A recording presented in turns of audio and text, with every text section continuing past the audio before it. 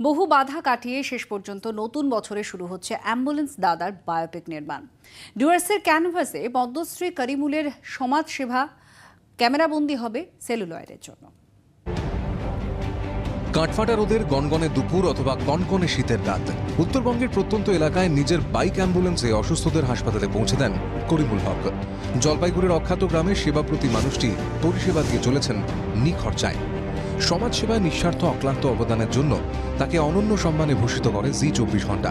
পরে পদ্মশ্রী সম্মানে ভূষিত হন করিমুল। বহু বাধা কাটিয়ে বায়োপিক তৈরি হচ্ছে করিমুলের। নতুন বছরে ডুয়ার্সের পটভূমিতে শুরু হবে শুটিং। শুক্রবার মুম্বাইয়ে প্রযোজক করিম মুরানি এবং পরিচালক বিনয় মুদগালের সঙ্গে করিমুলের মৌ স্বাক্ষর হয়। কোভিডের জন্য ওনার বায়োপিকটা একটু দেরি হয়ে যাচ্ছে, কিন্তু 21 সালে 2021-এ মোটামুটি জানুয়ারি থেকেই ফিল্মটা স্টার্ট হয়ে যাবে।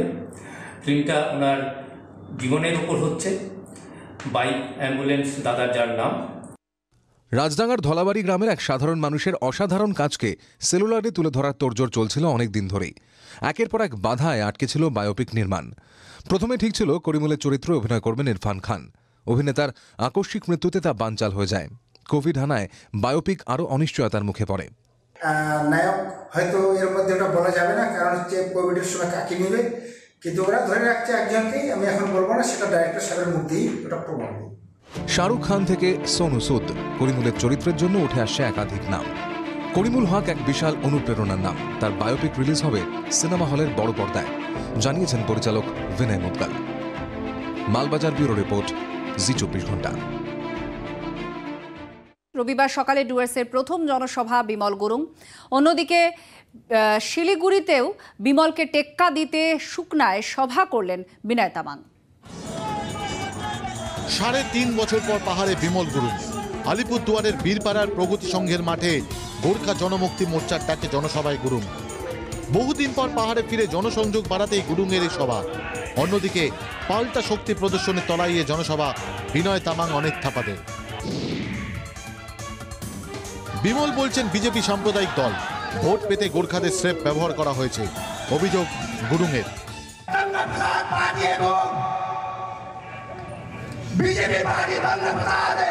मैं बोलना चाहता हूँ आदिवासी को, क्रिश्चियन कम्युनिटी को, मुस्लिम कम्युनिटी को एक वोट भी नहीं देना चाहिए बीजेपी को।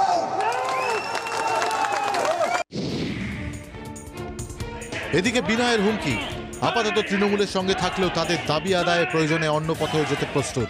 हमारा मांग है जो इनजस्टिस हुआ, कॉन्स्टिट्यूशनल इनजस्टिस हुआ, उसको जस्टिस मिलना चाहिए। अगर गवर्नमेंट ऑफ इंडिया अगर जस्टिस नहीं देते हैं तो 6 महीना बाद में होने वाले इलेक्शन में हम लोग कोई भी स्टैंड ले सकते हैं। রাজনৈতিক পর্যবেক্ষকরা বলছেন গুরুংয়ের পাহাড় ত্যাগের পর মোর্চা কর্মীরা নিষ্ক্রিয় হতে শুরু করেছিলেন, তবে এবার বদলাতে পারে পরিস্থিতি। রবিবারের দুটি জনসভার পর গুরুংপন্থী এবং বিনয়পন্থীদের মধ্যে দূরত্বটা আরও বেড়েছে। ভোটের সময় দুই গোষ্ঠী কোন অবস্থানে থাকবেন তাও ক্রমশ স্পষ্ট হয়ে উঠছে। ব্যুরো রিপোর্ট, জি 24 ঘন্টা।